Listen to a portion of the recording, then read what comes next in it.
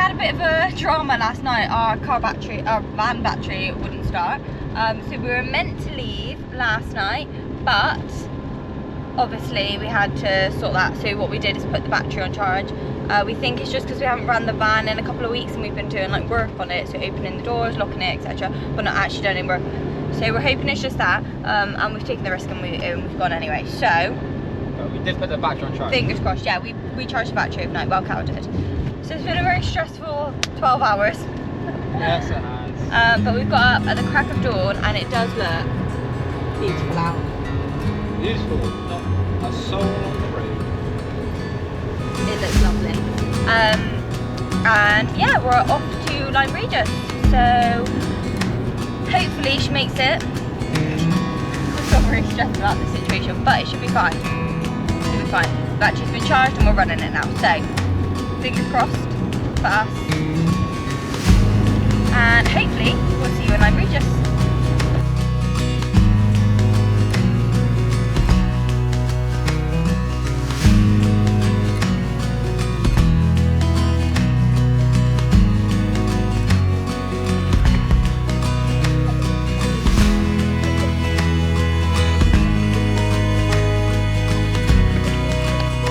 Yes, we have made it back to Lyme Regis. And what a day it is here. That's so nice. Beautiful. I'm like squinting because I can't have to like cover my eyes. The sun is right in my eyes. Literally look at the view we've got right now. Ooh. Yeah. And is that, which one's the golden cap? One of those. No, if you can see one of those over there. Yeah, which the one tallest is one it? you can see basically. Which one is it? Do you know from here? Yeah, I can see it. I obviously not going to see it on the camera, but it's over there. But we've already made it down to the coast. Already made it down to the town centre this morning. We had a little look around some shops. Mountain Warehouse was a solid shop for us. True, but there's no sales, which is really disappointing, even though there's always a sale at Mountain Warehouse. But yeah, we made it down there today. Had a little mooch around the shops. We did leave the GoPro back at the van this morning. We completely forgot. Yeah, so it's a bit of a mad rush because luckily we got into the car park really easily and there was a few motorhome spaces left. No overnight camping, mind, but you can park there all day, but that's not an issue. I think it was £11 for all day parking, and then we're going to find somewhere to park tonight. Yeah. So yeah, we've had a little mooch around the shops, but nothing exciting, so we're now going to go and see what else Lyme Regis has to offer. Yeah, hopefully get a beer. And you've just been going on about beer all morning. I want beer and pasties. Beer and pasties. He's had a pasty already. True. You had, what did you have? Spinach and feta. It was like a buttersquash. vegan butternut squash and vegan feta. If you did, I think I don't know if we've mentioned before, but we're both vegan. Yeah. And yeah, it was a pasty from a shop called The Good Bakery. The Good Food. The Good Food Bakery. The Good Food Up on like the main high street in Lyme Regis, and it was. How was it? Was it a good? Yeah, it was really good. Really nice pasty. I highly recommend there. They had a really good selection. They had loads of like vegan selection. They had loads and loads. So yeah. Awesome. Well, we will keep you posted, and let's see what else Lyme Regis has to offer. Yellow. What are you having for tea dinner? Well, we're going to keep it simple today. A bit of tiger bread, a bit of hummus. And some guacamole. And some guacamole. Can't go wrong, can we? In the event of saving money, yeah, we have gone with a very basic lunch because there wasn't really anything vegan decent in like meal deals or anything. And there's loads of vegan food here. There's actually a nice little market kind of along there at the moment, like a little food market, and there's quite a few vegan options, but we want to get something for tea out, so you know, need to watch some pennies. So and you can't really beat this one. For lunch. If you look that way, it is just bread and hummus with a nice view. Cannot do it. It's really busy down here, but it's nice. It's just really busy. We kind of expected. Isn't really us. We like to be in quiet, which we expected it and we knew it. I just think we're very, very tired after yesterday with the dead battery and stuff. So yeah, hopefully some food. Some nice. And we'll feel a bit better. Go on, dip it in. Go on. So we're on the town harbour side wall here. It's a bit chilly. Bit chilly, forgive the wind also. But interesting fact, it was built to help withstand the town from the harsh weather. Withstand the town? That did not make sense. Are you sure? Yeah. Built to protect the town. Protect the town, sorry. Protect the town in the harsh winter months from storms and whatnot. Without it, I'd probably think the town wouldn't be here or be dramatically different. But also the town is reinforced underground. because it just helps protect it, helps preserve it, as you can see here. To stop the land from falling away. Yeah. I think there's reinforcements basically in those trees. Yeah, up on these trees here, on that hillside there. It all runs underground, doesn't it? Yeah. But this is the wall. But this is the wall. You can see. Look how good it is. Is it all the way around? Is it on a slight slope? But it's not hard to walk on at all. And on a day like this, where it's nice and sunny and warm, it is definitely worth coming on this harbourside wall. Just walk down to the end and have a look. Get a nice view. Get a view. Because you can see over there, I don't think you can see in the distance, there's golden cap straight ahead. Just over there, you got Charmouth. So really, Lyme Regis is situated. Is very well situated. Yeah, the rocks are really shiny. True. This is, I would imagine this has been put on a later date. Oh yeah, but I'm just saying, like they're really shiny. Oh yeah, like an extension of it. Yeah, an extension. Cool. Yeah, on Dell it is. So we're gonna head back in and get a beer. Just gonna get a beer. And also Crazy Golf. Let's go. I forgot that I still had these glasses on. Yeah, glasses. Sorry, very distracted. The Lyme Regis microbrewery, and we actually saw this on Kate Humble's walking programme. And since Cal has not stopped on kept on about coming here when we came. Yeah. So we're here, and it's cute little like microbrewery, little pub. And the interesting fact is, your interesting facts. No, it is interesting fact. Mostly all the beer here is brewed with the mill. The town mill. Using the old methods of brewery. Methods, how Bristolian. So yeah, we're gonna enjoy these. The power of the water.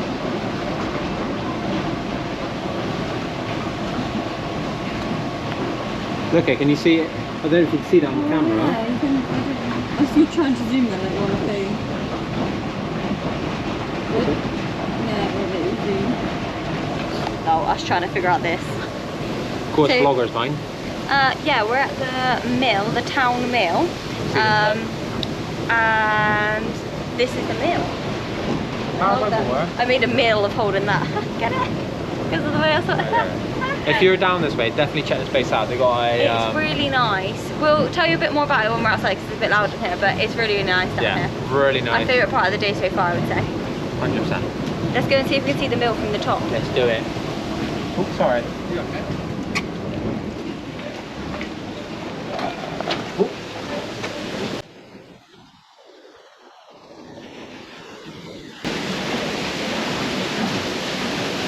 So it's not quite any quieter.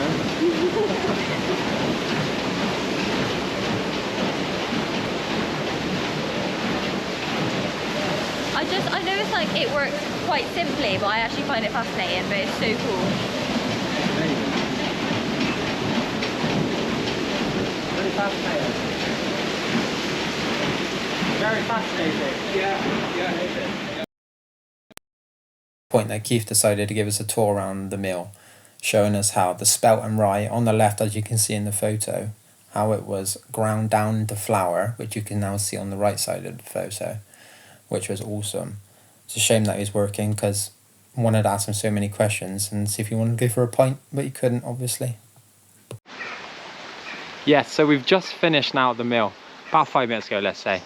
It was a great experience to see them making the flour for the bread and everything like that. Interesting. Really good. We had a little tour around there, shown from what I think it was wheat and rye, I believe he said it was. Yeah, so they mill wheat, rye and spelts, I think, there. Yeah. So yeah, we had a little look around. Yeah, and we had a chat with the guys working there. He's volunteer, by the way, and he was a really nice bloke. If you go there, highly recommend you go and speak to him. There's a few obviously who work there, but really nice people there. Yeah, they gave us a little like kind of show around and like how it works. We'll put some pictures in and some videos of the mill. We didn't record speaking to Keith. Was it Keith? I think it was Keith. Yeah. We didn't record speaking to him just because we felt a bit awkward and we don't want to be like weird and seem weird. Like, hey, can we record you for our YouTube? That's it. But yeah, it was really interesting. It explained how it works and like how they like which parts have been replaced and which parts haven't, etc. I think he said the original mill It's been there since like 1640 something. Yeah, so 48. around about then. I'll like do a little ding if I was wrong, but I think 1648. And the wheel and the stern have been there since like the 1700s. And it's mad to think that that's still turning, and obviously it's working just off of the water from the river. Like there's no electricity, there's no power, there's no fuel. It's just working off of pure water power. Yeah, water power, and it's making the flour. And I think things like that I just love it. It's brilliant. It's really nice. So we've now taken a little walk up the river Lim. Yeah, we've got a I thought it's called the River Lyme, but it's spelled Lim. I don't know. So there's just outside the mill, there's a little pottery shop there, and inside you can see them making all the types of like plates and bowls and whatnot. Yeah, it's really nice. But inside there, was it there we got the map? No, this was in with the mill. That was in with the mill, sorry. But yeah, there's a little map there, and there's just a river walk. Sorry. At the river, that's what I said. At the river Lim. As Sam was saying, it's about 1.5 miles, but it's, honestly, we've only just about 10 minutes in. Lyme Regis to Up Lyme. It's really, I mean, really I wonder nice. who named that Up Lyme. But yeah, I highly recommend this. It's really beautiful. Nothing strenuous at all. It's just a nice little chill walk. nice little chill And walk. look at the views. Lovely. Lovely. Nice and peaceful. It's peaceful. So, little fact, apparently, just learnt this from my little map. This river, I don't know whether it's Lim or Lyme, it's spelled Lim, so it's different from Lyme, so I would say Lim, is actually the official boundary, like the border between Devon and Dorset. And apparently it is one of the very few remaining boundaries in the UK that hasn't been moved since it was originally set as a boundary between Dorset and Devon, because much of them have moved over time, but this one hasn't, it being a river. Yeah. Stick that in your pipe and smoke it. Why did you ruin it? I'm not ruining it, sorry. Why did you ruin it? What's wrong with this kid? 1 pint, and this is what I have to put up with. Good pint, mind. Lovely pint.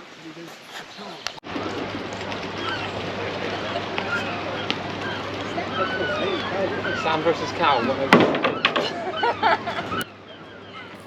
We then decided to head over and play a bit of table tennis instead of crazy golf. And as you can see, I was awful.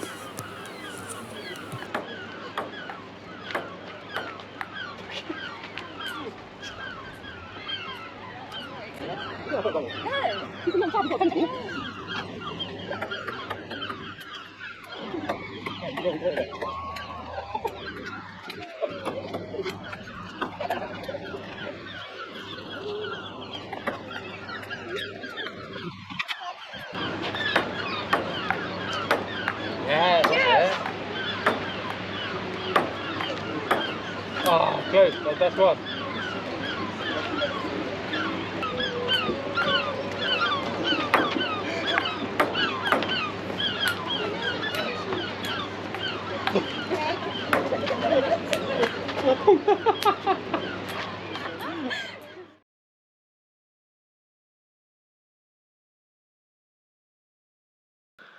So we are home. We had a little issue with the van. A little. Yeah. We had a big issue with the van. So we knew there was a problem with what we thought was the battery. It wasn't. We thought it had died. So the day before we went to Lyme Regis, we charged it up, and we thought that was brilliant. So we put it back in. It started straight away. Amazing. We got down to Lyme Regis, absolutely fine. Before we found our target for the night, we obviously went to turn the van on, and it was a bit of a struggle, and we're like, oh, bloody hell, it must be the battery. So we managed to get started, found our park up, and then when we went to leave, the battery was dead, basically. We managed to get it started on the 10th time after, somehow, just with pure luck, I think. But anyway. This was on the way before we got to the park up for the night. Yeah. So that night, we decided the best course of action was to go home. Yeah. Because we could then ring our breakdown cover, which is REC, and they're all really good, by the way. They came within like literally half an hour from Cornham. Yeah, we just kind of, so the plan was to go on a hike today, but we were concerned that we got to the park up and it got there okay, but it did cut out, the engine cut out whilst we were driving. Briefly, yeah. Just very briefly, and then it's fine. And then we got to the park up and we'd struggled again to start the engine because we thought we should just double check like what the hell's going on. So we parked up, we really struggled to get it starting. And we just kind of thought, what happens if tomorrow morning comes and we're in a beautiful park up, by the way, so we'll put, it was in Seaton and it's right on the seafront. This is a little bit off topic, but it was great, it was lovely. It's right on the seafront, and to encourage, they're really, they're kind of encouraging overnight stays and things like that, so it's free from like 6 p.m. until like 9 a.m. in the morning or something like that. Right on the seafront. Right on the seafront, you can literally see the sea, you step over the wall and you're on the beach. And they're encouraging that, I think, just to encourage tourism to the area because it's a really quiet little seaside town. So the park was beautiful. We really didn't want to leave, but we were worried that if we drove, obviously we thought it was the battery at this stage, but we were a bit concerned, like, what was the cutout? That was random during driving. So we thought if we drive the really short distance to the long stay car park in Seaton for the daytime, so that we can go and do our hike, what if, one, we can't make it there in the morning? What if the car doesn't start, the van doesn't start in the morning? What if we do that, it gets there, or it struggles to start, but we get it there, and then it breaks down when we come back from the hike in the evening? We're going to be back, it's going to be 5 o'clock on a bank holiday Friday night, and what if the van doesn't start and we're in this long stay car park that obviously you're not allowed to stay overnight in? And I think our anxiety just really played on us, and we were just at the point where we thought, we're not going to enjoy the hike tomorrow, we're not going to sleep very well because we're going to be so stressed that this isn't going to start.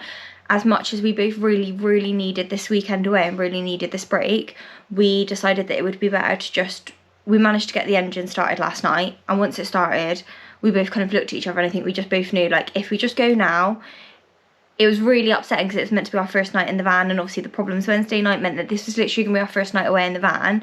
But if we go now and we get it home and we can fix the problem, then at least we're not going to be, the first night in the van's not going to be an anxiety riddled evening of just stress will the van start in the morning.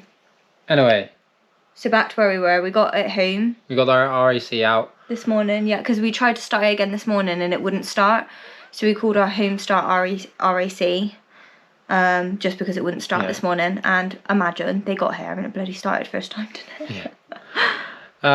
So they ran a diagnostic on it. He said it wasn't the battery, then we thought it might have been an alternator. He had a look at alternator and it wasn't the alternator. So the only other conclusion is it was the starter motor. Starter motor, yeah. Anyway, so that's where we're at. I've had a quick YouTube video and think we might be able to do it ourselves. So we're going to go to Euro Car Parts, which have a few in stock, which is local to us. And we're going to grab one. We're going to go get one, and then we're going to try to fit it. Fingers crossed it works. Like, we've ummed and ahed because we don't know, because obviously, like, the van, I think the spanner in the works is that the van cut out during driving, which only happened once, and we drove back from Dorset to Bristol and it didn't cut out at all.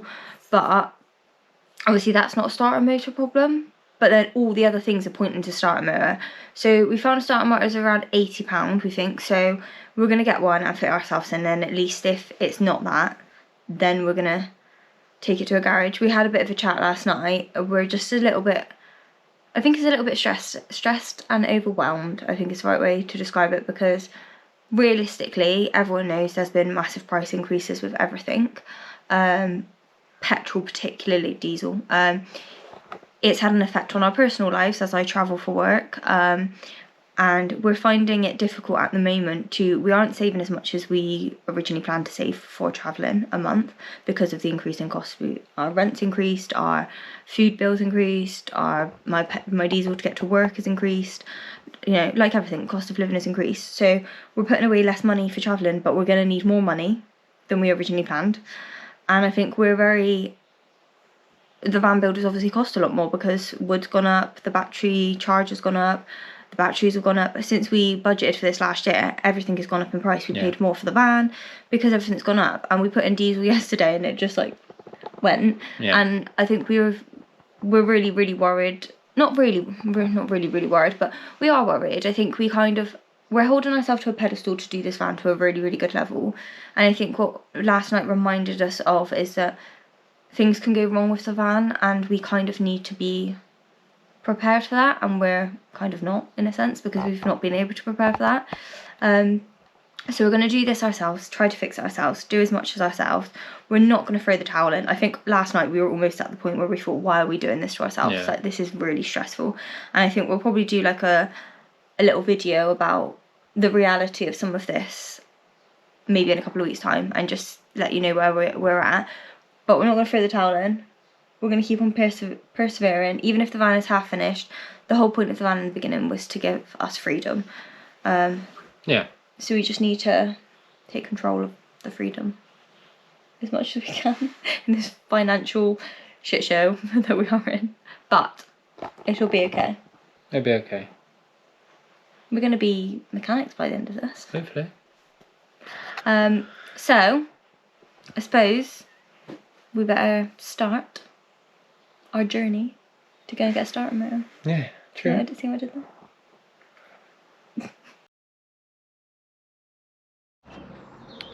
So it's been about a week since that last little bit of video, and during this time we've taken the starter motor out, we have tested the starter motor, and I'll put a little video in now.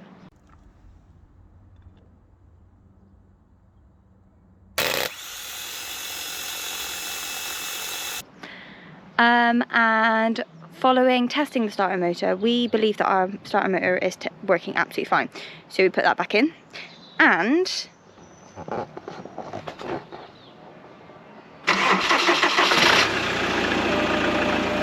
the van's been starting fine each time, and we've run the van a couple of times and there's been no problem. So I'm going to jump in the cab and we'll have a little chat. It's working, baby! So yeah, the van has been running absolutely fine since that, so we don't know whether there was just like a loose connection, and by the RAC bloke coming in and unconnecting everything and reconnecting things, us taking the starter motor out and putting it back in, etc. Whether that's just like fixed the issue. We're being a little bit ignorance is bliss and optimistic, but what's the point in you know, spending money and worrying about it if the van is actually running fine and starting fine every time, no problems, and we've taken it for some drives. So that is that. I think it concludes the video, to be honest. Yes. It's been a bit of a chaotic video. Sorry for this week's chaotic video. We are hoping to get away in the van soon, but right now, unfortunately, that was kind of the only weekend we had free to get away in the van that we were going to give up for the build, and because of work and stuff we're a little bit behind with where we wanted to be with the build. Next week's video we're going to do a bit of a van build update. Yeah, so we're going to let you know where we're at with the build and kind of show you the van and do a proper little like tour of where it's at the moment. Yeah. We will release, there will be some things in the video that we will release separate videos on in addition over the course of like the next month. That'll be like, we'll talk about them in next week's video, but we'll probably do a more in-depth video in addition to that, released separately. So yeah, I think that's it. We hope you enjoyed today's slightly chaotic video. Don't forget to like, subscribe, hit the bell notification, all that jazz. So you can keep up with our very chaotic, well, whatever this is, van build series, maybe. We'll see you soon, guys. Thanks for watching.